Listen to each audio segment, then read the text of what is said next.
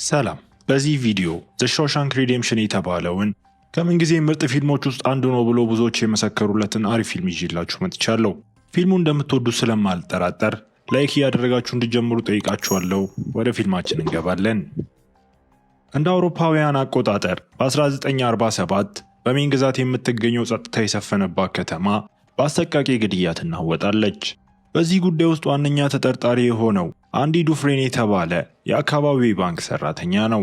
ምንም እንኳን ጥፋተኛ አለመሆኑን አጥብቆ ቢናገርም ፍርድ ቤቱ ጥፋተኛ በማለት የእድሜ ልክ እስራትም ይፈርድበታል። አንዲ በጣም ጠንካራ ሰዎችን እንኳን በመስበር በምትታወቀው በሾሻንክ እስር ቤትም እንዲታሰር ይላካል። ይህ በእንዲህ እንዳለ ሬድ የተባለ ነፍሰ ገዳይ በሾሻንክ ለ20 ዓመታት ከቆየ በኋላ ምሕረት ሊያስደርግለት የሚያስችል ቃለ መጠይቅም ይደረግለታል። አዲስ ህይወት ለመጀመር ያደረገውን ከልብ የመነጨ ጥረት ቢያሳይም ቦርዱ ጥያቄውን ውድቅ ያደርግበታል። ቅር የተሰኘውም ሬድ ገንዘብ ለመስራት ለሌሎች እስረኞች ህገወጥ ዕቃዎችን በማስገባት ወደ ነበረበት የዕለት ተዕለት ተግባሩም ይመለሳል።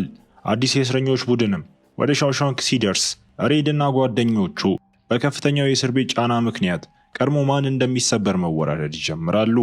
ሬድ የተረጋጋና የጸና የሚመስለውን ነገር ግን በውስጡ ጥልቅ የጭንቀት ስሜት እየተሰማው ባለው በአንዲ ላይም ውርርዱን ያቀርባል።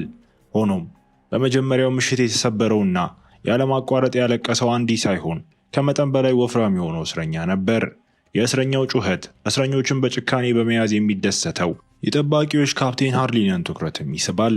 ሃድሊ አቅመ ቢስ የሆነውን ሰው ለሰዓታት ያለ ምህረትም ይደበድበዋል። በማግስቱ ጠዋት እስረኞቹ የእስር ቤቱ ሐኪም ስላልነበረ ወፍራሙ ሰው በሕክምና ማዕከሉ በደረሰበት ጉዳት መሞቱንም ይገነዘባሉ። ይህም አንዲን ያስደነግጠዋል እና ስለ ሰውየው ስም ለመጠየቅ ይሞክራል። ነገር ግን ሁሉም ሰው በራሱ ጉዳይ ላይ እንዲያተኩርም ይነግሩታል። አንድ ወር ያልፋል እና አንድ ቀን አንዲ ነገሮችን ወደ እስር ቤት ማስገባት እንደሚችል ከሰማ በኋላ ወደ ሬድ ጋር እየቀረበ እናያለን። እሱም ትንሽ መዶሻ እንዲያመጣለት ይጠይቀዋል። ከድንጋይ ቅርጻ ቅርጽ በመስራት ጊዜውን ማሳለፍ እንደሚፈልግም ይናገራል። ሬድ መዶሻውን ለማምለጥ ሊጠቀምበት አስበው እንደሆነ ይጠረጥራል። ነገር ግን አንዲ ይህን በማሰቡ ይስቅበታል። ስለዚህም ሬድ ትዕዛዙን ይቀበላል። ነገር ግን ቦክስ በተባለው ሰው የሚመራው እህቶች ስለሚባሉ ሌሎች እስረኞችን ስለሚያጠቁ ቡድን ያስጠነቅቀዋል። ብዙም ሳይቆይ ቦክስ በአንዲ ላይ እንዳነጣጠረም ግልጽ ይሆናል። በእስር ቤት በቆየባቸው የመጀመሪያዎቹ 2 ዓመታት አንዲ አብዛኛውን ጊዜውን የልብስ ማጠቢያ ውስጥ በመስራት ወይም ቦክስንና እህቶቹን በመከላከልም ያሳልፋል። ችግሮች ቢኖሩም ከሬድ ጋር ባለው ወዳጅነትን መጽናናትን ያገኛል። አብሮ ጊዜያቸውን በንግግር እያሳለፉ ተስፋቸውንና ህልማቸውንም ይጋራሉ። የእስር ቤት ህንፃ ጣሪያን ለመጥረግ የሥራ ክፍት ቦታ እንዳለ ሲታወቅ ሬድ አንዲንና ሌሎች ጓደኞቻቸውን ስራውን እንዲያገኙ የተወሰነ ዘዴዎችን ይጠቀማል። አንድ ቀን አንዲ ሃድሊ የሚያገኘውን ውርስ በተመለከተ ግብር መክፈል እንዳለበት ሲያማርር ይሰማል። እንደ ባንክ ሰራተኛ ያለውን ሰፊ ልምድን በመጠቀም ገንዘቡን ለሚስቱ የአንድ ጊዜ ስጦታ በማድረግ ግብር ከመክፈል እንዲጠብቀውም ይመክረዋል። እንዲሁም ለባልደረቦቹ እስረኞች ቀዝቃዛ ቢራዎችን የሚያቀርብም ከሆነ የሰነድ ስራውን እሱ እንደሚሰራለት ሐሳብ ያቀርባል። ትዕቢተኛው ካፕቴን መጀመሪያ ላይ እየተናደደ ይመስላል። ነገር ግን የአንዲን ብልህነት ካየ በኋላ ስምምነቱን ይቀበላል። ከጊዜ በኋላ አንዲ በእስር ቤት ውስጥ ካሉ ሁሉም ጋር ጥሩ ግንኙነት በመፍጠር የበለጠ ምቾትና በራስ መተማመን እንዲኖረው አድርጓል። እንዲሁም ማንበብ ይጀምራልና እውቀቱንም ያሰፋል። ከጥቂት ጊዜ በኋላ ሬድ ጋር ሌላ እንግዳ የሆነ ጥያቄ ይዞ ይቀርባል። የቆንጂየዋ ተዋናይት ሪታ ሃይወርዝን ፖስተር ይፈልጋል። ሬድ በእርግጠኝነት ትንሽ ግራ ተጋብቷል። ነገር ግን ምንም ሳይጠይቀውም ይስማማል። በኋላ አንዲ እንደገና ሊያጠቁት ከሚሞክሩት እህቶች ጋር ይገናኛል። በዚህ ጊዜ ግን ለመሞት እንደማይፈራ በመናገር በልበ ሙሉነትም ይሟገታቸዋል። ወደ እሱ ቢቀርቡ ወንድነታቸውን ነክሶ እንደሚጥልላቸውም ያስፈራራቸዋል። እህቶች በድፍረቱ ይደነቃሉ። እናም ዛቻውን አይተው ሊተውትም ይወስናሉ። ሆኖም ግን ደብድበውት ለአንድ ወር በሕክምና ማዕከል ውስጥም እንዲቆይ ያደርጉታል። በዚህ ምክንያትም ቦክስ ለብቻው ታስሮ ሲፈታ በሃድሊና በሰዎቹም ይደበደባል። ድብደባው በጣም ከባድ ከመሆኑ የተነሳ በቋሚነት አካል ጉዳተኛ ሆኖም ወደ እስር ቤት ሆስፒታል ይዘዋወራል። የቦክስ ቡድን አባላትም እንዲሁ አንዲን ለዘላለም ብቻውን ይተውታል። አንዲ በመጨረሻ ከሕክምና ማዕከሉ ሲፈታ ሬድ እና ሌሎች ጓደኞቹ ሊቀረጹ የሚችሉ ድንጋዮችና ትልቅ የሪታ ሃይወርዝ ፖስተርም ይሰጡታል። ብዙም ሳይቆይ ዋርደን ሳሙኤል ኖርተን የአንዲን ችሎታዎችም ይገነዘባል። ድንገተኛ የሴል ፍተሻንም በመጠቀም ሊያገኘውም ይሄዳል። ጠባቂዎቹ ሴሉን ህገወጥ ዕቃዎችን ለማግኘት ሲፈትሹ እሱም መጽሐፍ ቅዱስን ሲያነብ ያገኘዋል እና የሚወደውን ጥቅስን በማንሳት ይወያያሉ። ምንም ህገወጥ ነገር ማግኘት ሳይችሉ ሲቀሩ ኖርተን ድነት በውስጥ ነው በማለትም መጽሐፍ ቅዱሱን ማንበቡን እንዲቀጥል ያበረታተዋል። በኋላ አንዲ በእድሜ ባለጸጋ እስረኛ የሆነው የብሩክስ ሃልተን ረዳት ሆኖ በእስር ቤቱ ቤተ መጻሕፍት ውስጥም እንዲሰራ እንደተመደበ ይገነዘባል። በምላሹ ለእስር ቤቱ ጠባቂዎችም የገንዘብ ምክርም ይሰጣቸዋል እና የገቢ ግብር ተመላሾቻቸውንም እንዲሞሉ ይረዳቸዋል። አንድ ቀን ሌሎች እስረኞች ዕውቀታቸውን እንዲያሰፉ ለመርዳት የእስር ቤቱን ቤተ መጻሕፍት ለማስፋት አንድ ሐሳብ ይመጣለታል። በኖርተን ምክርም በየሳምንቱ ደብዳቤ በመጻፍ ከሜይን ግዛት ሴኔት ገንዘብን ይጠይቃል። ከጊዜ በኋላ በጣም ተወዳጅ ከመሆኑ የተነሳ የሌላ የእስር ቤት ጠባቂዎች እንኳን የእስር ቤት የቤዝቦል ውድድርን ለመመልከት ወደ ሻውሻንክ ሲመጡ አገልግሎቱን ይፈልጋሉ። አንዲ የኖርተን የግል የፋይናንስ አማካሪም ይሆናል። አንድ ቀን ብሩክስን አንድ ነገር ይቆጣጠረዋል እና አንድን እስረኛ አግቶ ይዞም ለመግደል ያስፈራራል። ብሩክስ ለ50 ዓመታት በእስር ቤት ከቆየ በኋላ ከሻውሻንክ እስር ቤት ሊፈታ እንደሆነ ይገለጣል። ነገር ግን የነፃነት እውነታ በፊቱ ሲያንዣብብ ከውጭው ዓለም ጋር መለማመድ እንደማይችል ይገነዘባል። እሱም ብቻውን እንደሆነ ይሰማዋል። ከእስር ቤት ውጭ ያለውን ሕይወት መላመድ እንደማይችልም እርግጠኛ ነው። ብሩክስ የሚያውቀውን ብቸኛ ሕይወት ለማቆየት በሚደረገው ተስፋ አስቆራጭ ሙከራ አንድም ባልንጀራውን እስረኛ አግቶም ይዞታል። ነገር ግን በውከቱ መካከል አንዲ ወደፊት በመሄድ ብሩክስን እንዲረጋጋ ያሳምነዋል። ከእስር ቤት ግድግዳዎች ባሻገር አሁንም የሚጠብቀው ዓለም እንዳለ ያስታውሰዋል። በኋላ አንዲና ሬድ ስለተፈጠረው ነገር ይወያያሉ እና ሬድ ብሩክስ በሻውሻንክ 50 ዓመት ካሳለፈ በኋላ ተቋማዊ ሆኗል ሲልም አስተያየት ይሰጣል። እሱ በመሰረቱ ቀሪ ሕይወቱን እስረኛ ለመሆን የለመደና ከውጭው ዓለም ጋር መላመድ የማይችልም ሰው ሆኗል። ሬድም እነዚህ ግድግዳዎች አስቂኝ ናቸው፣ መጀመሪያ ተጠሏቸውና ከዚያም ትለምዷቸዋላችሁ፣ በቂ ጊዜ ያልፋል፣ በእነሱ ላይም ጥገኛ ትሆናላችሁ በማለት የተረዳውን ነገርም ይናገራል። በሚቀጥለው ትዕይንት ብሩክስ በእስር ቤት ውስጥ መቆየት ቢፈልግም በመጨረሻ ምህረት ተደርጎለታል። ሲወጣም ወደ ላይ ከፍ ብለው የሚታዩትን ሕንፃዎችና የሚጣደፉትን ሰዎች በአግራሞት ይመለከታል። በድንገተኛ የአካባቢ ለውጥም በጣም ተጨንቋል። የሚጠብቁት ቤተሰብ ወይም ጓደኞች የሉትም። የሚጠራው ቤትም የለውም። እናም የሚኖርበት ዓላማም የለውም። ለሱ የሚያውቀው ብቸኛው ነገር የእስረኛ ልማድና የሻውሻንክ እስር ቤት ትዝታዎች በአእምሮ ውስጥ ብቻ ይጎርፋሉ። ብሩክስ አንድ የሚያውቀውን ነገር ለማድረግ በሚደረገው ተስፋ አስቆራጭ ሙከራ በአካባቢው ሱፐርማርኬት ውስጥ ስራ ያገኛል። ነገር ግን ከውጭው ዓለም ፈጣን ፍጥነትና ፍላጎቶች ጋርም ለመራመድ ይቸገራል። በዙሪያ ያሉ ሰዎች በተለየ መንገድ ይናገራሉ እናም ይሰራሉ እና መንገዳቸውን ሊረዳው አልቻለም። ቀናት እያለፉ ሲሄዱ የብሩክስ ድብርት እየጠነከረም ይሄዳል እና ስለ ወደፊቱ ተስፋ መቁረጥም ይጀምራል። በመጨረሻም ከባድ ስሜቶቹን መቋቋም ባለመቻሉ ብሩክስ ሊታሰብ የማይችለውን ነገር ያደርጋል። ብሩክስ እዚህ ነበር የሚል መልእክትም በእንጨት ምሰሶ ላይ ጽፎ ለዘላለምም ይሄዳል። 6 ረጅምና አድካሚ ዓመታት ያልፋሉ እና አንዲ ለክልል ሕግ አውጪዎች ደብዳቤ በመጻፉ ያሳየው ጽናት በመጨረሻም ፍሬ አፍርቷል። የእስር ቤቱን ቤተ መጻሕፍት ለማስፋፋት $200 እንዲሁም ያረጁና የተቀደዱ መጻሕፍትና የፎኖግራፍ መዝገቦችም ስብስብ ይሰጠዋል። ከነዚህ መካከል አንዲ የሞዛርትን የሙዚቃ ቅጂም ያገኛል። ይህን የሙዚቃ ድንቅ ሥራ ከእስረኞች ጓደኞቹ ጋርም ለመካፈል ቆርጦ የተነሳው አንዲ አደገኛ ዕቅድም ያወጣል። በዋርደኑ ቢሮ ውስጥ በሚሰራበት ጊዜ ጠባቂውን በመታጠቢያ ቤት ውስጥ ቆልፎበት የኦፔራውን ዜማ በእስር ቤቱ ድምፅ ማጉያ ለማጫወት እድሉን ይጠቀማል። የኦፔራው ዜማ የእስር ቤቱን አየር ሲሞላው ያልተለመደ ነገርም ይከሰታል። በጣም ጨካኝ ወንጀለኞችን ጨምሮ እስረኞቹ በሙዚቃው ውበት ይወሰዳሉ። ጠባቂዎቹ እንኳን በሙዚቃው ንጹህ ኃይል ፈገግ ከማለት በስተቀር ምንም ማድረግ አልቻሉም። በሚያሳዝን ሁኔታ የአንዲ የድፍረት ድርጊት ሳይስተዋል አልቀረም እና ለ2 ሳምንታትም በብቸኝነት እንዲታሰር ይፈረድበታል። ቅጣቱ ቢኖርም ተስፋ ለመዳን ቁልፍ እንደሆነ ባለው እምነት ጸንቶ ቆይቷል እና የሻውሻንክ ጭካኔ የተሞላበት ሁኔታም እንዲሰብሩ አይፈቅድም። ከጥቂት ጊዜ በኋላ ሬድ ለ30 ዓመታት በእስር ቤት ከቆየ በኋላ ለሌላ የምህረት ችሎትም ይቀርባል። በሚያሳዝን ሁኔታ ባለስልጣናቱ እንደገና ውድቅ ያደርጉበታል። እሱን ለማበረታታት አንዲ 30 ዓመታት መቆየቱን ለማስታወስም ሃርሞኒካ እየሰጠው እንመለከታለን። በምላሹ ሬድ 10 ዓመታት መቆየቱን ለማስታወስም ትልቅ የማሪን ሞርሎን ፖስተርም ይሰጠዋል። ከሞዛርት ክስተት በኋላ ግዛቱ ቤተ መጻሕፍቱን ለማስፋት $500 በጀት ይሰጠዋል። ትንሹን ገንዘብ በጥበብም ይጠቀማል እና በሜይን ውስጥ ያለውን ምርጥ የእስር ቤት ቤተ መጻሕፍት ለመፍጠርም ከመጽሐፍት ክለቦችና በጎ አድራጎት ድርጅቶች ጋር ስምምነትም ያደርጋል እና ቤተ መጻሕፍቱን በሟቹ ብሩክስ ስምም ይሰይመዋል። በተሻሻለው መሰረተ ልማት አንዲ ከእስር ቤት ሲፈቱ ጥሩ ስራዎችን ማግኘት እንዲችሉ የሁለተኛ ደረጃ ዲፕሎማቸውን ለማግኘት የሚፈልጉ እስረኞችንም ማስተማር ይጀምራል። ይህ በእንዲህ እንዳለ ዋርደኑ የአንዲን እውቀትና የባንክ ሙያ በመጠቀምም ራሱን ያበለጽጋል። ብዙም ሳይቆይ ተወዳዳሪዎቹን በቀላሉ በማሸነፍም እስረኞችን ለህዝብ ፕሮጀክቶች ጉልበት እንዲሆኑ በማስገደድም ትርፉን መሰብሰብ ይጀምራል። የኖርተን ህገወጥ ሀብትንም ከህግ ለመደበቅ አንዲ በበርካታ ባንኮች ውስጥ ራንዳል ስቲቨንስ የተባለ ምናባዊ ሰው ማንነት በመጠቀም አካውንቶችን ይከፍታል። ይህ ሰው በወረቀት ላይ እንጂ በአካል የሌለ ሰው ነው።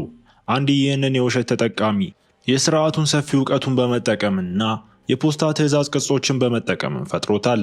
ራንዳል ስቲቨንስ በእውነተኛ ህይወት ባይኖርም የልደት የምስክር ወረቀት፣ የማህበራዊ ዋስትና ቁጥርና የመንጃ ፍቃድ አለው። እቅዱ ፍጹም አስተማማኝ ነው እና ህግ ጉዳዩን ቢመረምርም በወረቀት ላይ ብቻ ያለውን ሰውም ያሳድዳል። ፊልሙ በ1965 ወደፊት ይሄዳል። ቶሚ የተባለ አንድ ወጣት የሰው ቤት ሰብሮ በመግባቱ ለ2 ዓመታት በሾሻንክ እንዲታሰር ይፈረድበታል። ቶሚ አስደሳችና ማራኪ ሰው ነው። ከ13 ዓመቱ ጀምሮ በተደጋጋሚ ወደ እስር ቤት እየገባ ይወጣል። ብዙም ሳይቆይ ከአንዲና ከሬድ ጋርም ጓደኛ ይሆናል እና ሶስቱም ጠንካራ ግንኙነት ይመሰርታሉ። አንድ ቀን ቶሚ የሁለተኛ ደረጃ ትምህርት ዲፕሎማውን እንዲያገኝ አንዲ እንዲረዳውም ይጠይቀዋል። አንዲ ወዲያውኑም ይስማማል። እናም ዝግጅታቸውን ይጀምራሉ። ከወራት ጠንክሮ መስራትና ጽናት በኋላ ቶሚ በመጨረሻ ፈተናውን ይፈተናል። ነገር ግን ፈተናው ሲጠናቀቅ ባሳየው ውጤት ቅር ተሰኝቶ የመልስ ወረቀቱን ወደ ቆሻሻ መጣያ ውስጥ ይጥለዋል። ቢሆንም አንዲ መልሶ እንዲፈተን እንዲያደርጉት ለትምህርት ቦርዱም ይልካል። በሚቀጥለው ትዕይንት ሬድ ቶሚን ይጋፈጠዋል እና በግዴለሽነቱም ይወቅሰዋል። የሁለተኛ ደረጃ ትምህርት ዲፕሎማውን እንዲያገኝ አንዲ እሱን ለመርዳት ያደረገውን ጊዜና ጥረትም ያስታውሰዋል። ቶሚ በመጨረሻ የሰራውን ስህተት ክብደት ተገንዝቦ ይቅርታ ይጠይቃል። ከዚያም አንድ አስደንጋጭ ነገር ይናገራል። በሌላ እስር ቤት በነበረበት ጊዜ አንድ አብሮት የታሰረ ሰው ጎልፍ ተጫዋችና ፍቅረኛውን እንደገደለ ለሱ ተናዞ እንደነበር ይናገራል። ያ ሰው የሆነ የባንክ ሰራተኛን እንዴት እንደከሰሰ በተደጋጋሚ የሚፎክር ነበር። ያ ባንክ ሰራተኛ እሱ ራሱ እንደሆነ ስለተገነዘበ ያንን ሲሰማ አንዲ ይደነግጣል። ወዲያውኑ ቶሚን እንደ ምስክርን በመጠቀም አዲስ ችሎት እንዲደረግለት ዋርደኑን ለመጠየቅ ይሄዳል። ይሁን እንጂ ሙሰኛው ዋርደን ቀላል የትርፍ ምንጩን ማጣት ስለሚፈራ ሊረዳውም አይፈልግም። ይልቁንም ለአንድ ወር በብቸኝነት እስርም ይቀጣዋል። በዚህ ጊዜ ቶሚ የሁለተኛ ደረጃ ትምህርት ዲፕሎማውን ይቀበላል። በሚያሳዝን ሁኔታ ከጥቂት ቀናት በኋላ ከእስር ቤት ተወስዶ አንዲ ከእስር ቤት እንዳይወጣ ለመከላከል ሲባል በሃርሊም እየተገደለ እናያለን። ከዚያም ዋርደኑ በብቸኝነት እስር ቤት ያለውን አንዲን ጎብኝቶት ቶሚ ለማምለጥ ሲሞክር በጥይት ተመቶ እንደሞተ ይነግረዋል። እንደተጠበቀው አንዲም አላመነውም እና ኖርተን የገንዘብ ዝውውር እንዲያደርግ ከእንግዲህ ሊረዳውም አይፈልግም። ይሁን እንጂ ዋርደኑ ቤተ መጻሕፍቱን መዝጋትን ጨምሮ ከእሱ ጋር መስራትን ካቆመ ከባድ መዘዝ እንደሚያስከትልበት ያስፈራራዋል። አንዲ ከብቸኝነት እስር ከተፈታ በኋላ ስለ ያለፈው ህይወቱና ስለ ሟች ሚስቱ ለሬዲ እያወራ ነው። ስራውና ምኞቱ እንዴት ከሚስቱ እንዳራራቀውና ቃታውን ባይሰብም ለሞቷ ተጠያቂ እንደሆነ ይሰማዋል። በጸጸትና በናፍቆት የተዋጠው አንዲ የመጨረሻ ህልሙንም ለሬዲ ይገልጽለታል። ወደ ዙዋቴንጆ ወደምትባል በሜክሲኮ የምትገኝ ትንሽ የባህር ዳርቻ ከተማ ማምለጥና በመጨረሻም ሰላማዊና ቀላል ህይወት መኖር ይፈልጋል። አንድ ቀን እሱ እንዲቀላቀለውም ይጋብዘዋል። አንዲ በሜን ውስጥ አንድ ቦታ ስለደበቀው ነገር ይነግረዋል እና እሱ ሲፈታ እንዲያገኘውም ይፈልጋል። ቀናት እያለፉ ሲሄዱ አንዲ ለኖርተን ስራውን ይቀጥላል እና ይህም ሬድን ያስጨንቀዋል። አንዲ 2 ሜትር ገመድ ከአንድ እስረኛ እንደጠየቀ ሲያውቅም የሬድ ስጋት የበለጠ እየጨመረም ይሄዳል። ሬድ የከፋውን እያሰበ ነው እና ጓደኛው ሊታሰብ የማይችለውን ነገር ሊፈጽም ይችላል ብሎ ይፈራል። በሚቀጥለው ቀን አንዲ ለወትሮ የጠዋት ጥሪ ምላሽ አይሰጥም። እናም ሲመለከቱት ከሴሉ እንደጠፋ ይገነዘባሉ። ብዙም ሳይቆይ ከፖስተሩ ጀርባ ትንሿን መዶሻውን በመጠቀም ዋሻ እንደቆፈረም ይገለጣል። ፖስተሩን ያዘዘው ዋሻውን ለመደበቅ እንደሆነም ይታወቃል። ከዚያም ወደ ኋላ መለስ አድርጎ ታሪኩ ሲያስመለክተን በጠዋት የእግር ጉዞ ወቅት ከግድግዳው ላይ የቆፈረውን አፈር በኪሱ ውስጥ ደብቆ ወደ ግቢው ውስጥ ባዶ ሲያደርግም ያሳያል። ባለፈው ምሽት አንድ የኖርተንን ብዙ ወረቀቶችና ልብሶች በፕላስቲክ ከረጢት ውስጥ ካደረገ በኋላ በገመድም ራሱ ላይ አስሮታል።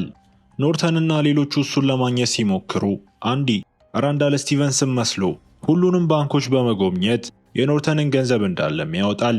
እንዲሁም የኖርተንን ህገወጥ ድርጊቶች የሚያሳይ ማስረጃ ለአንድ ታዋቂ ጋዜጣም ይልካል። ብዙም ሳይቆይ ፖሊስና ሚዲያ አካባቢውን ሲወሩ በሻውሻንክ እስር ቤት ሁከትም ይፈጠራል።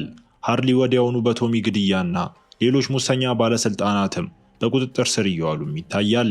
አንዲ ለጋዜጣው የላከው ማስረጃ እጅግ አሳማኝ ሆኖ የተገኘ ሲሆን ብዙም ሳይቆይ ባለስልጣናቱ በኖርተንና በባልደረቦቹ የተሰራውን የሙስና ድር መፍታት ይጀምራሉ።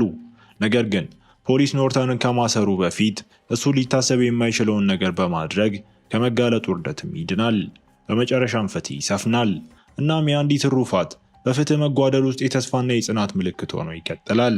ከጥቂት ጊዜ በኋላ ሬድ ከፎርት ሃንኮክ ከተባለ ሰው ያልታወቀ የፖስታ ካርድ ይቀበላል እና ሲያነበው ልቡ በጉጉትም ይመታል። ከድሮ ጓደኛው ከአንዲ የተላከ አጭር መልእክት ሲሆን በመጨረሻም ወደ ህልሙ መድረሻ ዚዮታንጆ እንደደረሰም ይነግረዋል። ሬድ ድብልቅ ስሜት ይሰማዋል። አንዲ ለረጅም ጊዜ የነበረውን የነጻነት ህልሙን በማሳካቱና አዲስ ጅምር በመጀመሩ ደስተኛ ነው። ነገር ግን በተመሳሳይ ጊዜ ጓደኛው ከእንግዲህ በዙሪያው ስለማይኖርም ያዝናል። አንዲ እንዴት እየኖረ እንደሆነ፣ ደስተኛ እንደሆነ፣ አሁንም በሾሻንክ ያሳለፈውን ጊዜ እንደሚያስብ እያሰበ ሬድ ይታያል። የፖስታ ካርዱን እያየ የአንዲን ቃላትም ያስታውሳል። አንዳንድ ወፎች በረት ውስጥ ለመቆየት የተፈጠሩ አይደሉም፣ ምክንያቱም ላባዎቻቸው በጣም ብሩ ናቸው ብሎት ነበር። ሬድ በእንባ እየሳቀ አንዲ ከነዚያ ወፎች አንዱ እንደሆነም ያውቃል። እናም አብረውት ላሳለፉት ጊዜ ማመስጋኝነት ይሰማዋል። ከዚያም ትዕይንቱ በ1967 ወደ ሬድ የምህረት ችሎት ይቀየራል። በዚህ ጊዜ ቦርዱን ለማስደመም አይሞክርም። ይልቁንም ማረሚያ ቤት ወይም መታረም የሚለው ቃል ስራቸውን ለማስረዳት የተፈጠረ የውሸት ቃል እንደሆነ በንቀት ይነግራቸዋል። እንዲሁም ያለፈውን ድርጊቶቹን ከልብ ያሳያል። ሬድ ለቀሪው ህይወቱ ከሰራው ወንጀል ጋር መኖር እንዳለበትም ይናገራል። በመጨረሻም ቦርዱ ጊዜውን ማባከን እንዲያቆምና ብቻውን እንዲተውም ይጠይቃል። በሚያስገርም ሁኔታ በዚህ ጊዜ የሬድ ምህረት ይጸድቃል። ከዚያም ብሩክስ ህይወቱን ባጠፋበት ተመሳሳይ ክፍል ውስጥ ይቀመጣል። ከዚህም በላይ ሬድ በዚያው ሱፐርማርኬት ውስጥ መስራት ይጀምራል። ልክ እንደ ብሩክስ ወንጀል ፈጽሞ ወደ እስር ቤት ለመላክም ያሰበበት ጊዜያት ነበሩ። ነገር ግን በየጊዜው ለአንዲ የገባውን ቃልም ያስታውሳል። በመጨረሻም ወደ ቡክስተን ሄዶ አንዲ የሆነ ነገር የደበቀበትን የድንጋይ ክምርም ያገኛል። አንዲ የደበቀው ነገርም ብዙ ገንዘብ እንደሆነና እሱን ለማግኘት መመሪያ የያዘ ትንሽ ሳጥን እንደሆነ ይገለጣል።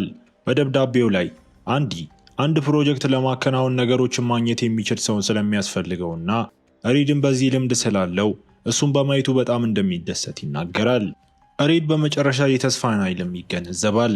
ከመሄዱ በፊት ብሩክስ እዚህ ነበር፣ ሬድም እንዲሁ የሚል መልእክትን በእንጨት ምሰሶ ላይ ይቀርጻል።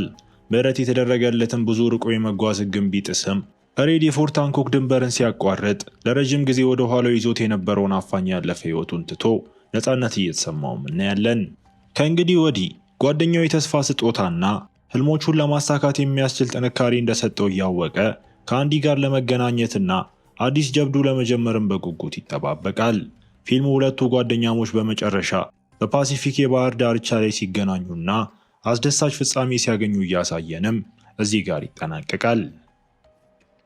ይህን ፊልም እንዴት አያችሁት? ሀሳብና አስተያየት ካላችሁ እንደተለመደው ኮመንት ላይ ያሳውቁኝ። በቀጣይ ቪዲዮ እስክንገናኝ መልካም ጊዜ